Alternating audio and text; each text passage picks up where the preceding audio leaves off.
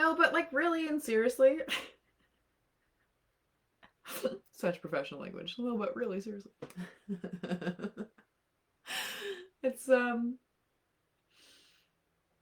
it is a most fantastic feeling to hold a book in your hands, a book that you wrote, to have poured your soul into this project, to say, I have a whole bunch of poetry or a story that I want to tell that I wrote, and I want it actually published as this real entity in the world, something that I'm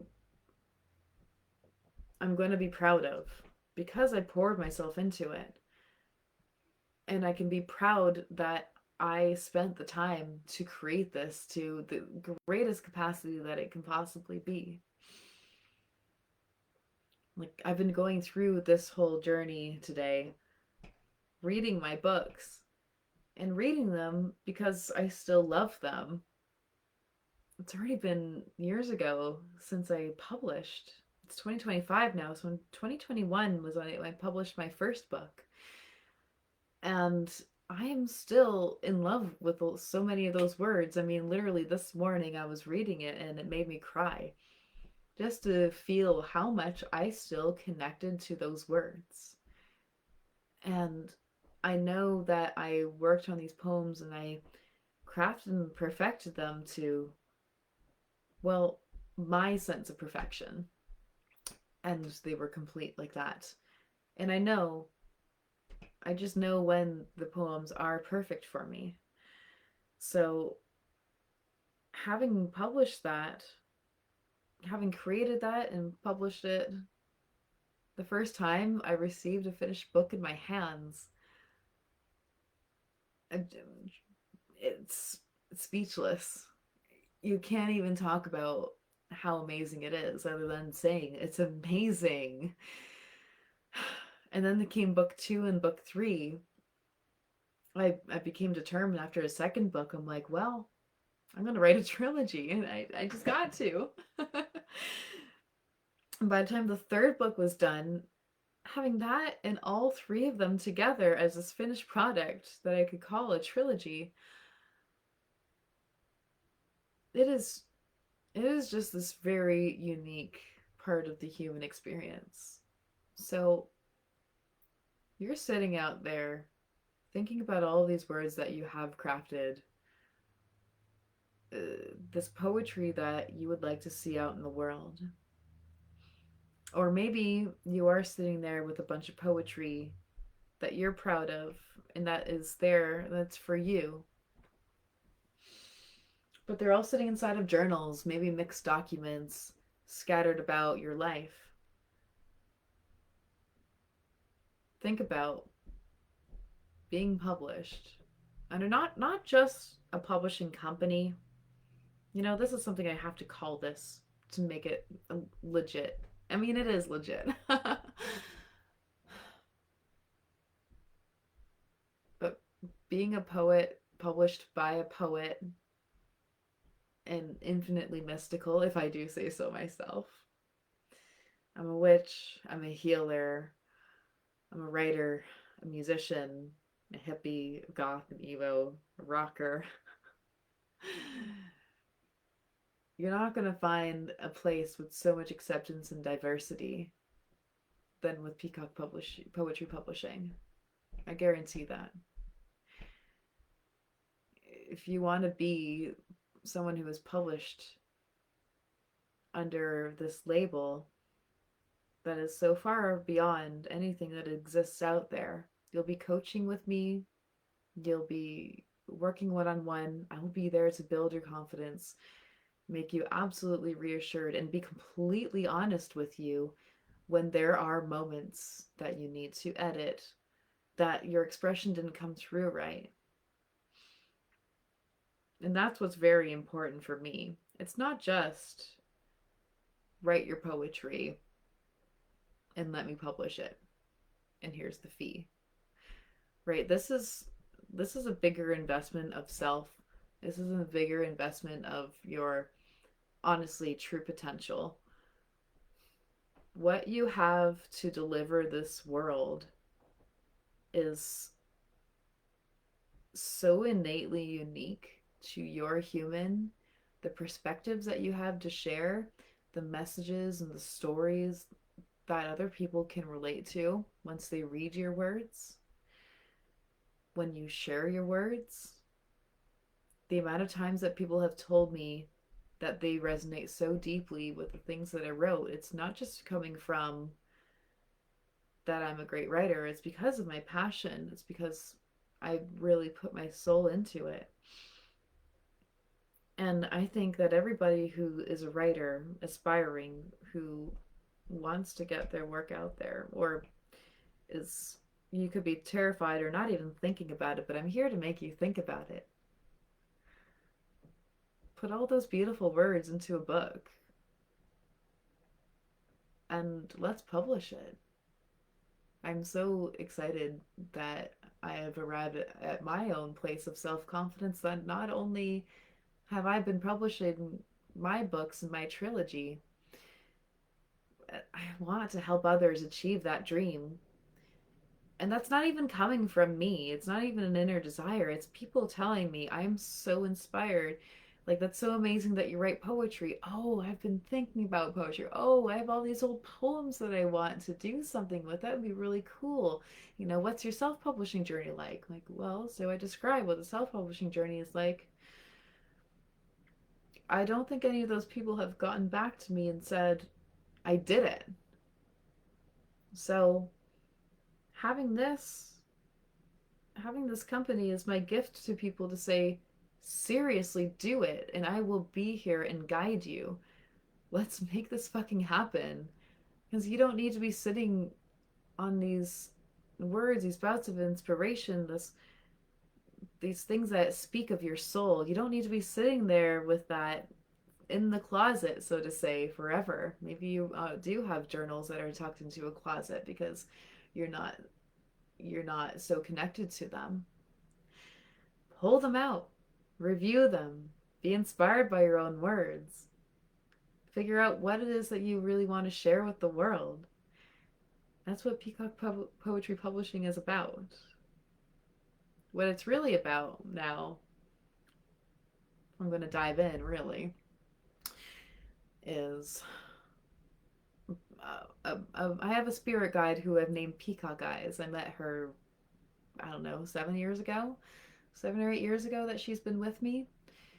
And well, really, I found her on a little mushroom journey and I like arrived at this big door that felt like there was something behind it. And when I opened that door, it was like entering into space. And then there was like this giant peacock fairy. There's no actual face, but there's all these feathers, and just think of like this really mystical creature with all of these flowing like wingspan feathers flowing and all full of these like peacock feathers. And and I found her. I'm like, it's like the universe is just coming to say hello to me. That's what it felt like. And then this peacock entity thing ended up being with me in a whole bunch of different moments. I recognized what her spirit is through a lot of there are synchronicities and just emotions. It's I think everyone has different relationships with their spirit guides and how they interact with them, how they appear. Um, I've definitely been I've experienced the emotional feel of her. Um, and then I also experienced her through writing. So what Peacock Eyes is to be is, well, many things. She's also my divine feminine. When I think about when I have moments with her, it just feels so innately feminine. Like it's my inner child, it's my sense of motherhood, also all combined. It's my inner self, it's myself as a writer. Um, this inner wisdom genius that when I channel her through the pen, it doesn't feel like my voice. I do practice channeling and mediumship also, so that's where my connection with her is really alive. If I ask her to take the pen to Peacock Eyes, it's just amazing what comes through. It's so different from my own voice. Um, and I know that some essence of her is with everybody. Maybe for me, that's the inner voice of poetry. I can't really say for sure. Again, it feels different every time. She feels like she could have been a spirit of somebody at some point. She could possibly be an ancestor. I've had questions about that in different times. There's never been like an official truth revealed to me of that. There's never been a solid revelation, but it's always possible. Absolutely. But Peacock Eyes is the one who takes control when Rochelle is not, say, fully inspired or isn't coming up with the words. I say, take my pen because I want her spirit, to express what it is that I'm not able to pull through myself. So Peacock Poetry Publishing, I keep mixing that up, a little dyslexic with that. But Peacock Poetry Publishing is to honor her and who she is to me. And I know that this being represented by this spirit is here to fill you with color and imagination and, oh, deep innate mystery as well. A sense of mystery and intrigue, inner darkness, the place of this internal voidal home. That's also where she lives. There's so much to her that, well, she's essentially a character, and at some point I might end up writing a book about her. She's taught me a lot in confidence and insight. For a long time, I wasn't even sure of speaking of her spirit because it felt like she was so divine, such a divine presence that almost that she shouldn't be revealed. And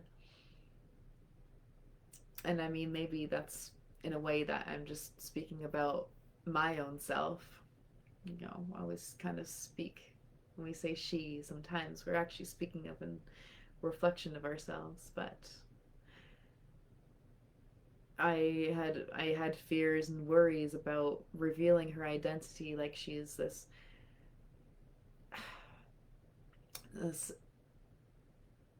sacred piece of nature that shouldn't, has her own secrets and things that shouldn't be shared. It's hard to describe. As I speak like that, I just keep feeling like I'm speaking a double entendre about myself. The times when I wouldn't really share my inner self or the things that I know about myself in my poetry, because there's something that always needed to be preserved or held sacred, or you shouldn't say. And I'm living so much more in my truth now that I'm not hiding those things anymore. I'm publishing books to expose my heart. I'm sharing them and selling them to put them out into the world, keep inspiring other people. I don't know if Peacock Eyes is the same entity as poetry is to me. Um, in ways, absolutely, yes. I mean, I put those names together, and here I have a publishing company now.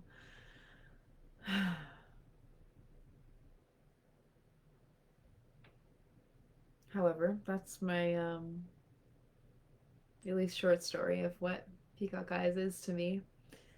And perhaps at some point in this company, I will also be putting together, I mean, perhaps, it's most likely, I'm going to be putting together all these different stories and notes that I've written when I've had interactions with her and my other spirit guides. My other spirit guides include one I call Mandala Mirrors, and she appears with the rainbow, warmer um, a color wheel, the warmer colors. There's this beautiful gate with flashing lights sequence that is also her, and finally the Buddha is also represented by her, and I yeah, she also feels like a feminine energy to me, but more of like whereas Peacock Eyes feels more like this inner soul of mine, Mandala Mirrors feels like the bigger, expansive, shared consciousness that connects everybody and everything. So that's my other spirit guide. I mean, those are the two that I've known and written about for years, and I have old pieces on. A newer one that came to me almost a couple of years ago is Jessie McPhee. That one, however, is somebody who actually was out here in the world and lived that I knew as a human, um, and then came to me as a spirit guide in his death. So that one's a very different type of exploration, because the other two I have symbols and signs from them, and synchronicities I have right through the pen. Um, then Jesse's a whole is more knowing the spirit of this person who did walk upon this earth. So there's a certain amount of, yes, that knowing of him, and then the spiritual side of receiving messages and well, great love from the other side. And that's beautiful, is to be able to be connected and learn how the other side expresses so much love to us all the time. They have, from being human and whatever it is that we'll go through, to being a spirit, and it's just pure love, baby. That's what's on the other side. There's so many lessons to learn, absolutely. And there's so much love being shared by them.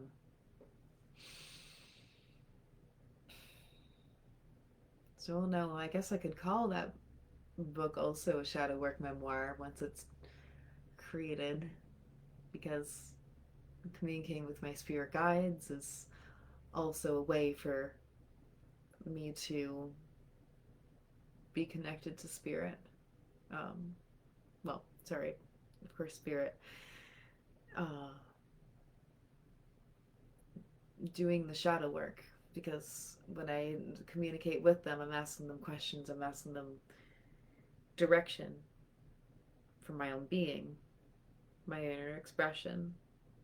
So when I ask them for questions and they give me answers, it is this kind of shadow work, things that I need to focus on in my own self-development and grow in, or spell casting and magic.